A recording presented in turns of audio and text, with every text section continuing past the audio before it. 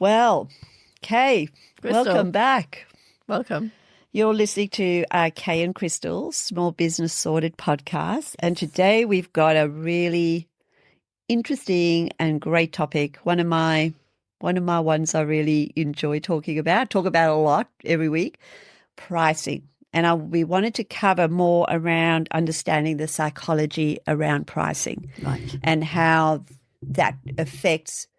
We all price differently, don't we? Yeah. So I wanted us to talk about money mindset first up, and where that is formed initially.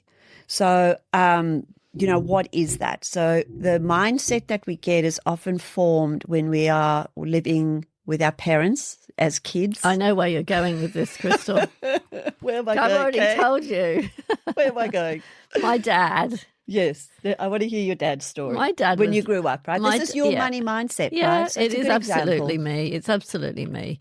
I guess it comes from, we never really had a lot of money, but my dad always kept it. We never wanted for anything. Not really. But what I was saying to Crystal before was, whenever I wanted something, the answer was usually no. No. And I'll never forget that. It was always no. So when I grew up, I went shopping and I found something I liked, I bought it. Yeah. And if I liked it a lot, I often bought two. But saying that, I've always been careful with money. Always. It came from my family, my dad always being careful with money. It was a good thing, not a bad thing. And was there a particular saying in your family that you used to have, like waste not, want not? Oh, absolutely, yes. Waste Money not, want doesn't not. grow on trees. Money doesn't grow on trees. Yes, there's probably lots of them. Yeah, I always know the waste not, want not. Yes. Look after the cents, and the dollars or the pound will That's true. Yes, follow. It was pounds and shillings and pence when I. Now I'm letting people know how old I am. But well, that's it. And I feel that the other sayings that I remember is that money is evil. I never heard that. Yeah, we heard that. That's not a nice thing to say. No, but my grandfather was part of the Baptist Church ministries that used to go into Lesotho and places like that in South Africa. And I think that probably came from there. Money is evil. Or, have a champagne taste on beer money was another one that you hear a lot. Yes. It's probably more in Australia. Yep. And then that the one that we used to hear a lot when I grew up was that my gran used to always say, waste not, want not. Yeah. And I just always remember that. My background in money mindset is probably a little different to yours. My parents were I always remember they didn't have a lot of money, and then my dad got into business, and suddenly we had a lot of money. He came from a very poor family. My mum came from a fairly, I don't know, like they were farmers. They weren't overly rich, but they were quite successful farmers. So my mum probably didn't want for much, but she was very careful with money. Whereas my dad, because he didn't have much, when he did get money, he liked to spend. He would take us to the steakhouse. We'd go on holidays and all of that sort of stuff. And I think I have a little bit of that in me. So I do save, and I'm very careful with some money. But when you want a BYD, you go out and buy one, right? I just do it. But I also make sure that I can afford these things. If I couldn't afford them, obviously I wouldn't, know. But that's sort of, and my biggest fear is to live in poverty. That to me is, and so how does that play out in our businesses, right? So if we think about it, we all have careful. Yes, but we have that money mindset.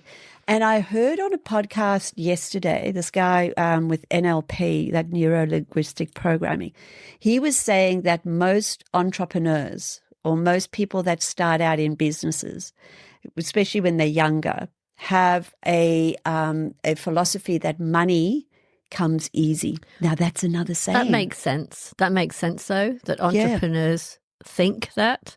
Yeah. I can totally see that. Yeah. Yeah. So you said the biggest challenge you have with people that, well, money comes easy so they can lose easy and they'll make it easy again. And I think, does that happen for them? Probably. Likely. It's almost like betting, isn't it? Sort A of. little bit.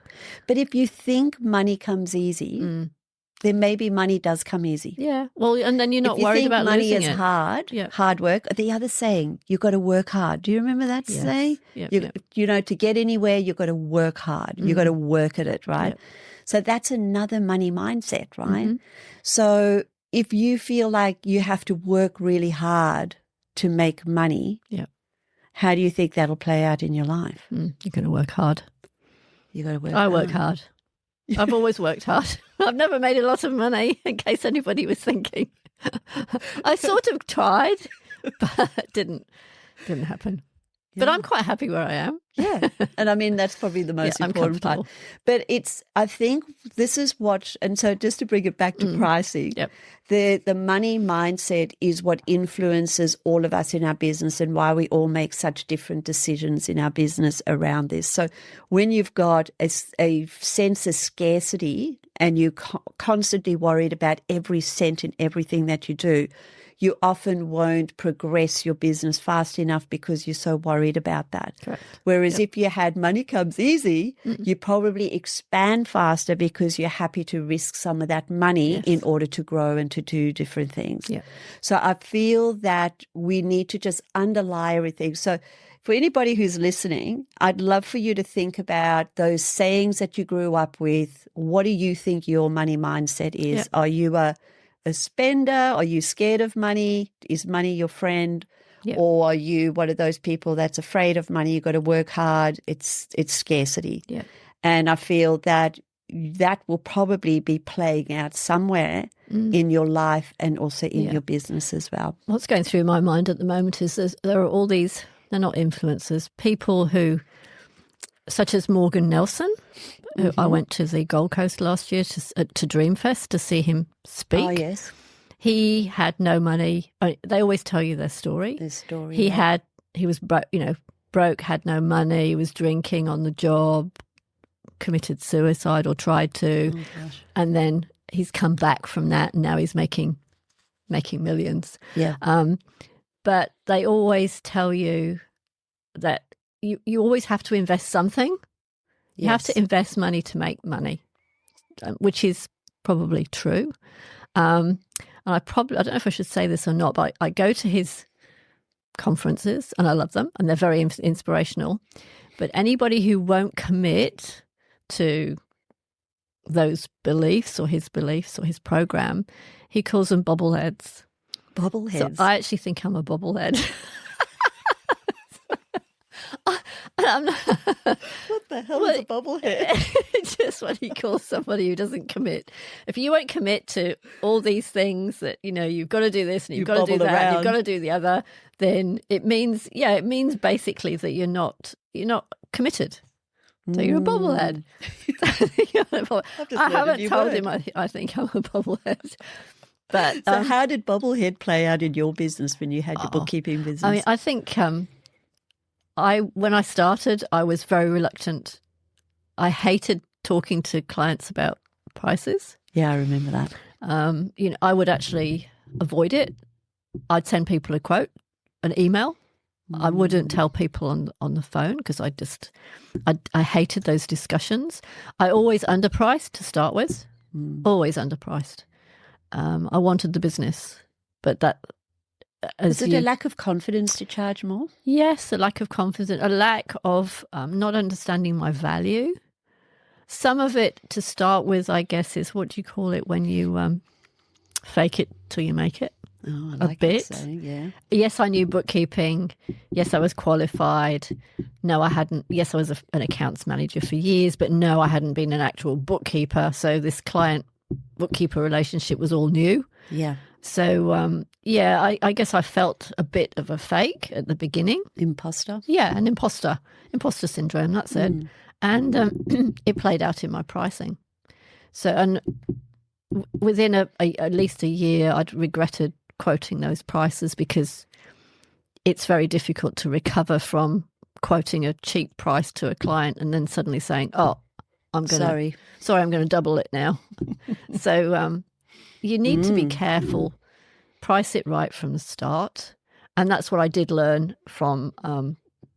Although I was first class accounts then, I suppose I didn't have the confidence. Later, when I was part of the strategic bookkeeper program, I had the confidence and I was given the tools to quote better, accurately and better and feel more confident. So yeah. And for those clients that you undercharged for right at the beginning, did you lose any clients in the beginning? I don't really think I did. No, I've pretty much kept. There were a few that I slowly, I wouldn't say got rid of. That's not the term, but moved on from. But most of my clients I kept, and I kept them at the lower price. I just charged the new ones the higher price, the better price. Yeah, when you've worked it out. I think pricing is just such a personal thing. So when you look at your money mindset and your confidence and where you are in business, and how do you charge out? And often, I think I could speak about Jim, right? So my husband Jimmy in Hire Happy, he's you'll hear a lot about him over the different sessions, I'm sure. He doesn't mind me telling these stories either. But Jimmy, when he first started out, he was also very like UK. He also likes to be liked, very high S, high I. Loves people, loves his customers, but he always kind of undercharged a lot. And he always used to say, but I wouldn't pay that. Yeah. I wouldn't pay that. So how could I charge them that? And it was really hard to get him to understand. I mean, that was 15 years ago now. Now he charges a lot better. But those early days, it was really hard for him to think that a client, and I said, but the client doesn't always know what you do. You've got the skills, but they don't. And they are probably in their head, they're thinking $1,000, but you're only thinking $400. Yeah. And I said, so you're missing out on that money that's sitting on the table basically, but you're not going for it. And I said to him, it took us a while, but he always put in his head about that. And I think he also had imposter syndrome massively initially. Yeah. And I think it's something we all have to learn. I think it's very common. I don't think it's unusual. But what we did to help Jim get through that, we actually, the admin girls, I used to say to them, because I was getting so frustrated of how low we were pricing things and the profits just weren't as good as they should be. And I said to the girls, I want you to add. Did you tell Jim this? But afterwards. We did it for a month and we added, I think it was 40% to everything he quoted. 40% on everything that he quoted. He didn't know because the girls would send the quotes. He didn't want. Well, yeah, and I deliberately didn't say to him. And then we were winning these quotes, right? And then he would go and he'd ring me. He goes, the girls have made a mistake, Crystal. Oh my God, we've overcharged this client by so. And I said, no, we've done that. We've been doing this for a month. And he goes, so we're going to have no work going forward. And I'm going, no, we've actually won. I'd say we won about 70% of them. And I said to him, we've got plenty of work and we've won 70%. And he goes, at that price? And I go, yes, it was at that price. And he goes, oh my God, have I been? And then it dawned on him as to that it was him that was the issue and not because he was adamant that if he charged a different price, he would lose every single client. Yeah. And he didn't want to lose clients. And he has that thing about wanting to be liked. Yeah. So he didn't want to be, and you don't want to be dishonest. Like you don't want to be greedy, as they call it. But there is a fair price in the market for what your value is and what you deserve to have, right? And I think it's finding where your value is to charge. And you don't need to forget that your pricing should include the cost that you have had to incur for your training, for your qualifications, for your license. People tend to forget that it's cost you $20,000 or whatever to get to the point, to get the experience. Yeah. to where you are now. So people tend to forget that in their pricing, and customers certainly forget that when they do pay you. Well, I don't think customers realize that, but I think talking from a customer's point of view is probably different a little bit. Let's just keep it on the business owner just for the now. But I feel that when you're pricing, so if we want to get a little bit more into the nuts and bolts of pricing, yes, taking into account your experience, your skill set, your knowledge. Yeah. You know, a lot of the stuff that you do, the average person may not be able to do well or accurately or do it as fast as you, right? Yes, yeah. And also you need to also work out what your break-even point is. And how would we do that, Kay? Yeah, well, you have to write down all of the costs. Yeah, all your expenses. Yeah. So you would write down all your expenses, say, on a sheet of paper. Yep. And you would then work out, and then you work out how many and clients, then you hours. Work out, what margin you want to make. Yes. To work out what your price is. Because that's breaking even, right? Yep, so that's not making a profit. Yep. Yeah. And doing that exercise will often help you understand whether you're hourly or whatever your value is, what you need to make to cover your expenses and plus make a profit, and just keep it all realistic. And then that gives you a very good idea as to where you are. Obviously, the bigger you are, the more your expenses are, but then the more work you do, so it kind of spreads out anyway. But I think that is probably a really good way. So you just add up, your car, your petrol, your insurance, your workers' comp, your rent, if you got rent, wages, your wages, super. Yep. Admin, don't forget your wages. Accounting. Yeah, you've got to add your wages in. And that way you can then work out what that price needs to be or gets close to be. And then that way, that's how you kind of make a profit, isn't it? Yes, it certainly is. It's kind of how you make a profit. The one of the other things is attracting the right type of client for the pricing. Just looking at, if you have a low price, often you attract the wrong type of client. Yeah, how did that work out for you then? Because you were undercharging. Yeah, it's probably right. Charge too little, and there isn't a saying, is there? It's the opposite. If you pay peanuts, you get monkeys. So if you charge peanuts, you're going to get monkeys. There should be a saying, shouldn't there? Anyway, there must be It's a bit reverse psychology. But you certainly attract. There is a saying, you attract what you something, but I can't think what it is. Maybe somebody can. You attract what you settle for, something like that. So I feel that so to find the right clients, what changed in your business then for you to find those right clients? For you to get more money? I think I didn't really change too much. I actually think the original people would have paid more. So I don't think I changed the clients at all. I just changed me, my philosophy and my pricing. Yeah. The clients would have probably paid the higher price to start with. Yeah. So it was probably my own mind that was saying these people don't want to pay, or I so desperately want these people as clients, I'm going to charge them way less than I should do. But they would have accepted a higher price. And the people who, obviously there's people who even won't pay that, but then you just don't want those people. Yeah. Not as a business owner, you can't. Some people can't afford to pay for bookkeeping. Yeah. Or whatever else it is. And if they can't afford to pay, well, sorry. I'm not a charity. I'll help people as much as I can, but I have to run a business at the end of the day. And I think you've got to we've got our money mindset as to how we've got our own imposter syndromes and we've got our own lack of confidence in charging initially when we start out, that desperately want to keep our clients or want to get new clients. Imagine what your clients have a similar set of mindset, right? So the customer has their own money mindset. And so you have these customers who really could benefit from your services. They won't pay. And they won't pay. Yep. And then they're asking you to bargain and drop your price, and yet they just won't pay for it, but they know how much value they're getting from you. Yeah. And that's difficult too, right? I think for me, being in the business I'm in, it's a lot of people don't value bookkeepers. So there's a general problem or mindset to overcome in the first place.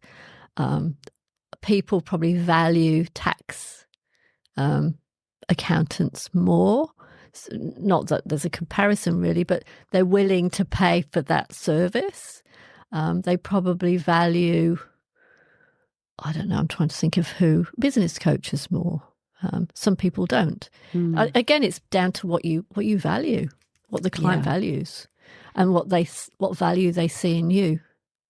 I think you also have to persuade in the service type, the businesses we're in, persuading or explaining to a new customer what your value is very important. Yeah. If they understand and know, and you can, what's the word? Investment? Yes, to explain to them or encourage, to show them that it's an investment, then you're more likely to get that customer. So I think pricing is all about explaining your value to the customer. And it's all part of it. How would you explain your value to your customer? With me, I'd probably go through how I can keep their business on track as far as figures are concerned, profit and loss, to give them the comfort that nothing, if I saw anything, any red flags, I would tell them. And that cash flow forecasting is something, budgets, you can always add, as a bookkeeper, you can add on to the basic reconciling. Yeah. So what else can I offer you, Crystal? I can offer you, would you like a cash flow forecast, for the next 6 months? Do you want a budget? A plan for the next 5 years? I've just found a lovely program, Up Metrics, that does forecasts and plans, and it's just fantastic. It's got a lot of AI in it. So yeah, all that sort of thing that you can offer above and beyond the basic. I reconcile zero for you and I do your best. I guess it's meeting what their pain points are. Yep. Right. And then making sure that you've got your price that would be, what you need to, you need to have your price point that you work towards, right? That is value for you, that you need to make. And then if you have the customer's price points, this is what I'm hearing, not the price points, the pain points, and you actually showing the value you can add that's going to help them with those working late at night too long, or not having a good set of figures to look at every month, not understanding their cash. All of that can save them hours and hours and also make much better decisions. What price do you put on that, do you know? It's the first time we've mentioned pain points, and that is one of the things that is probably the most important thing to look at when trying to attract new customers, their pain points. And it's usually to do with cash. Yes. Bringing to mind is, have you seen the advertisement on TV for the Zoho, the new MYOB app, which is it's very basic. Yeah. Doesn't do profit and loss. MYOB? Yeah. Oh, with Zoho. SOHO it's called. Yeah. The one where it's got a tradie saying, work, which is he's doing his bookkeeping, and work, which he's happy doing his trading. It goes, work. It's going like this, work. It's a really good ad, but it's the same sort of thing. It's looking at their pain points. They don't want to be doing bookkeeping paperwork. Because you've got to do it after hours, right? At night, yeah. So I think it's a great ad for that. It's not just tradies. It's like a lot of other anybody, any service business, any small to medium business often does it out of hours, especially if they don't have someone to help them. And when I was with First Class Accounts, I believe one of the ads, and they've probably still got it running, was to do the same thing. Yeah. Are you tired? Are you sitting up till midnight doing your books? Well, if you are, try and get a first-class accounts bookkeeper to do your bookkeeping for you. That was the whole ad, which is attracting, or not, it's not the word, their pain points. Their pain points, yeah. And I think with pricing and getting that value for, I mean, this is all interlinked, isn't it? That if you continually aware of your customers' pain points and you're continually delivering on alleviating or making their pain points less, people are going to be less likely to leave you. Correct. And less likely to query your price because you're giving them, they can justify in their mind, because I think the sales process, which is a whole nother conversation, by the way, the sales process really is people are always finding confirmation to why why they can spend that money, but they need that positive confirmation as to why. And often it's meeting a very strong need that needs to be fixed inside of them. So that sort of comes back to that sales thing. But if you do what you've just said, I think that is just so powerful. And, and that's that value again, isn't it, that you have. Yeah. Yeah, well done. I like that. Sorry, I'm just looking here. So business owners that are working really long hours often can have low profit, and they say they're working really long hours and I don't know where the profit is. And one of the areas that we often have to look at is that pricing, right? Like you and me, right? Yes. And often when you break it down and you look at what that break-even point is and you go, okay, well, let's have a look at how much you're making on your per job. So you really do like per client, per job, per client, per product.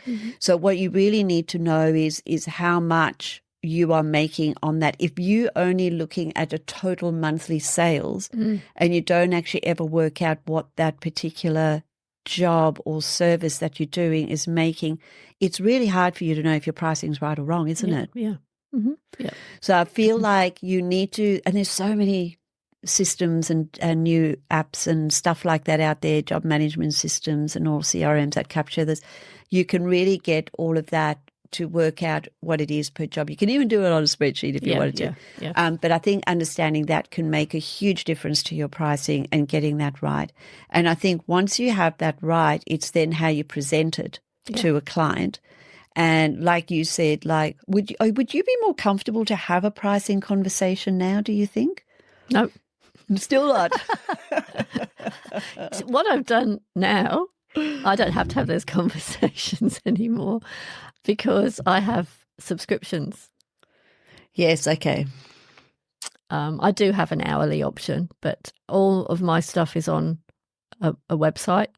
It's a Stan store, and all of my options are on there. So I don't have to have that conversation. That's what it is, and that's what it is. That's what it is. That's what you get. Yeah. Okay. So I don't have to have those conversations anymore.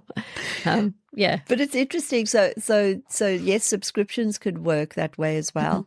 I know what's helped Jim in Hire a Hubby with pricing is that he will, when he has to have that conversation with the client, he'll say, I'll just zip out to the truck and he'll quickly work it out, and then he might come in.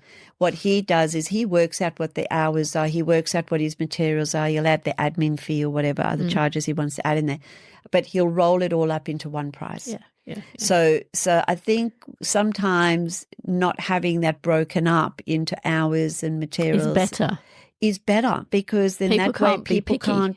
That's right. Yeah. Because some people say, well, can we do it for, just have one guy or they'll pick it out, whereas you roll it all up into one. Yep. And I feel that can help you with your pricing as well. Yes. So, and it might be easier just to say, for all of that, and this is what you're getting, can also help people with that as well. Yep. And you remember there was that you can also do proposals for clients as well. So I think you had proposals out of Proposify. No, it was Ignition. Ignition, yeah. I had another client who does Proposify, and that is just such a wonderful system. So what he does is he has a good chat with the client. He then goes off and then takes everything he's heard from you. He's now using AI to capture that, which is really cool. So he actually gets the exact words you use now. And he puts that all into Proposify, puts his pricing in. He actually puts testimonials in there, he puts photos in there. He's actually got a video of his website. It's got everything in there, who we are, what we do. So it kind of shows the professionalism of his business. It's presented very well. That gets sent to the client with the price. He then has a meeting with them. He's already pre-booked that meeting in, and then he goes through it with them. And then there's no surprise. The customer's already seen it, but if they've got questions, he can go through with it as well. That's what Ignition does as well. Yeah. And what Ignition also did, and Proposify probably does, you could send the client 3 different options. Option 1, basic reconciling your bears. Option 2 will include budgets. Option 3 will include a monthly review of your profit and loss and a sit-down meeting. And they could accept whichever, one was $200 a month, one was 3, one was 4. You could accept whichever one you wanted. Wow. So that was good. And they also had videos that you could put in about your business and stuff. So I loved I really Ignition. like that. And it's just reminded me too, I did a course with this Leanne Elridge, I think her name is, and she does neuroscience, and she does it on pricing and sales. Yes. And I just did the course a few weeks ago, and it just prompted me now to remember. She reckons you should always be nudging the client. So what you show them is something that's a bit more, because people need a price reference. So you would say, like she gave an example of, say you were going out to buy TV and you went into Coles and you bought yourself some, I don't know, a Mars bar, right? And that's like $3 or something. And then you walk into JB Hi-Fi and you buy, and you see the TV on the thing, and it says $4,000, and you go, whoa, because you've just nudged yourself with the Mars bar. But you said if he went into the shopping center and he went into, say he went into another store, like a clothing store or something, and he bought a pair of shoes that were like $400 or $500 or $300 or something, and then he walks into that, then suddenly the TV set doesn't look as expensive. I'm not sure I get anyway, that. I've probably done a bad example here, but what she was saying is that so what, and even with the alternative board and that, what you do is you show what your biggest package is, your everything package. Yes. So say it's like, $12,000 for that. And then you could then put exactly what they need as next to it. So then they have a reference point and go, oh my God, that seems like that's too much. I wasn't thinking that high. And then they see yours there, say for $5,000, and then they go, "Oh yeah, that's exactly the sort of price I was thinking about." So it's basically helping people to compare, because she said when they say that's really high, she said you should say compared to what? Okay, yes. Because what are they comparing it to? We don't know what's in their mind that they're comparing it to. True. So compared to what? And they may not know. And she says, out of her research in that, a lot of people don't really know what they're comparing that to. That's very true. So she said, then you can help them to understand, because what do they compare it? They go, often they will say, I don't really know, but it just feels like that's too high. This is the kind of price I was sort of thinking. She goes, okay, well, for these kind of services, and this is how much time, and this is what the value you're going to get, then you can help people to justify why they would want your service. The other thing is you can include every service in your quote, but then when they say, oh, sorry, I think it's too expensive, you can say, well, I can take out this, payroll. I can take out the budget. I can, to reduce it, but at least they know what they don't need, and maybe there's stuff they don't need. Yes. So that was interesting, Chris. I like that.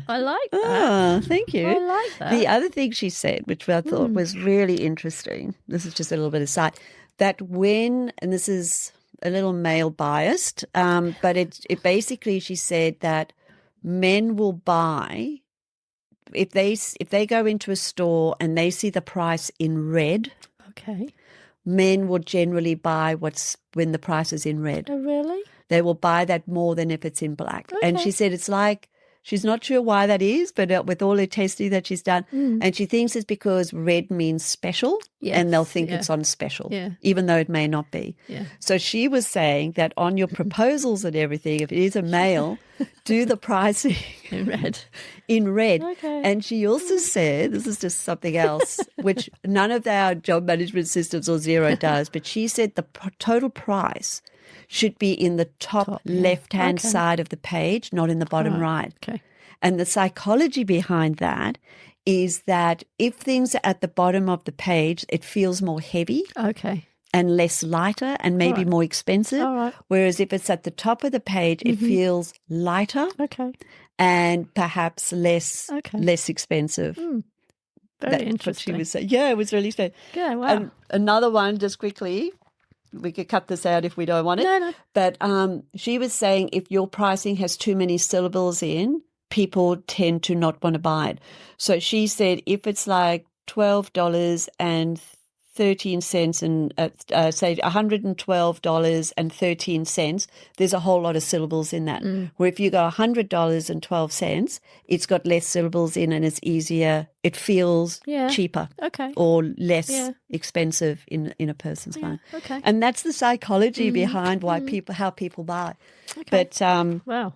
which is more of a sales conversation, but that does affect our pricing as well. So I think giving people a couple of options could possibly work, because then they can have a look and see what is a normal price and what is, and on Xero and a lot of these places they go most popular, and that's also why they do that, because it's prompting people to look at all the other pricing and go, oh, that's the most popular one. Yeah. So people And want to be like subscriptions. what everybody else is doing as well. So that's another sales technique to get people to buy. Very interesting. Very interesting. Very interesting, actually. Yeah.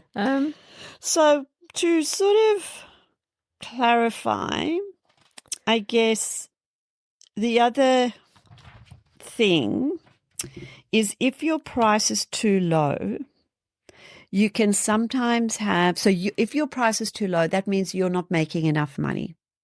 So often if you're not making enough money, if anything goes wrong, it means you lose money, right? Or if you've made, or if the customer wants more, or they're not happy with something, it means that you're actually going to lose money because you haven't budgeted for any overages or anything like that, right?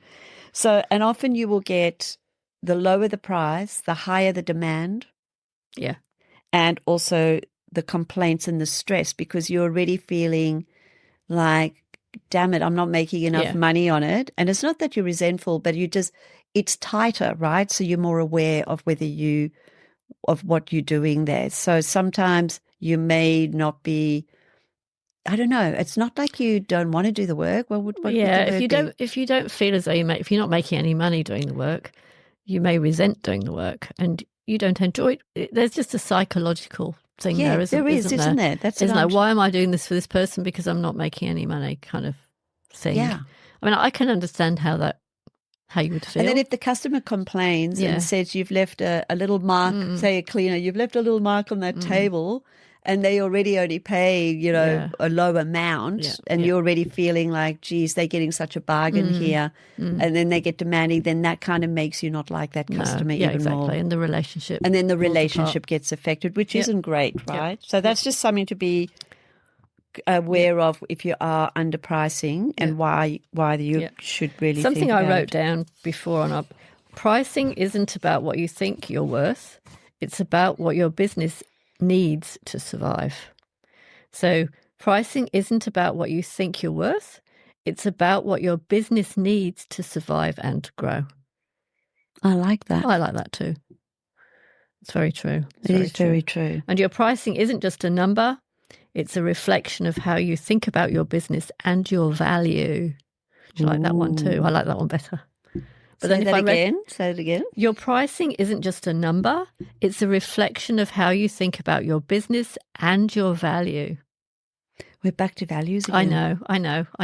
But how important is values to the whole thing, isn't it? Yeah, the value, yes. And the other one that I just wanted the listeners to reflect on, am I pricing for profit or just to get the job? Yeah. And I think, and And am I attracting the customers I really want? I think it was my key takeout for today. Yep. What was my key takeout was you talking about the lady who the pricing. the psychology of pricing. Yeah, that was. I know, it was such an interesting course. It really was. Yeah. Well worth doing. And that's actually part of sales. So sales is another topic we might have to, and maybe we could get Leo to come in and actually talk a bit about it. You never know. Yeah. We can only try. But yeah, it was very, very interesting. And I might share some of the other learnings from that, but it was very interesting. Yes, that was over 6 weeks. Well, thank you, Kay. I've enjoyed this topic. I know we could have gone a lot deeper on some other tech, the mechanical prices, but this was more around the psychology of pricing. And but thank you for sharing and definitely your mindset. And thank you so much for sharing that. And we'll see you on the next one. So see you next time. You've been listening to Kay and Crystal and Small Business Sorted. Thank you.